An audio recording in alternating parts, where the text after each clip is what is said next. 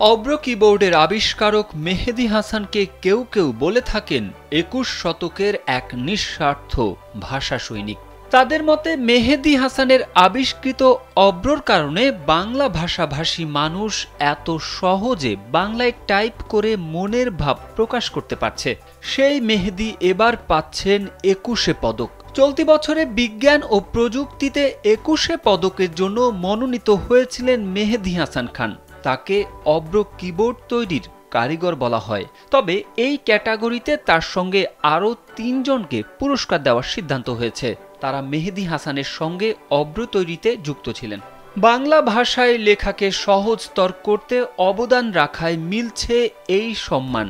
অব্র কিবোর্ড বানানোর স্মৃতিচারণ করে সামাজিক যোগাযোগ মাধ্যম ফেসবুকে স্ট্যাটাস দিয়েছেন মেহেদী হাসান।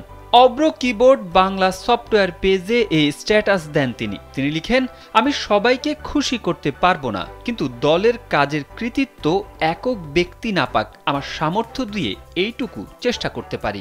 ২০০৩ সাল থেকে অনেকে অব্রর কাজে সাহায্য করেছেন, এদের সবার অবদান আছে, কিন্তু শুরু থেকে একদম শেষ পর্যন্ত আমরা যারা একসাথে কাজ করেছি, রিফাত, সিয়াম, শাবাব, এদের ছাড়া আমি অব্রর নামে ২১ পদক গ্রহণ করতে পারবো না। তিনি আরও লিখেন, পরের প্রজন্মের জন্য অব্রর মিশনটা যদি রেখে যেতে হয়, সাথে আমাদের টিম ওয়ার্কটাও উদাহরণ হিসেবে থাকুক। একা একা তো বেশি দূর যাওয়া যায় না।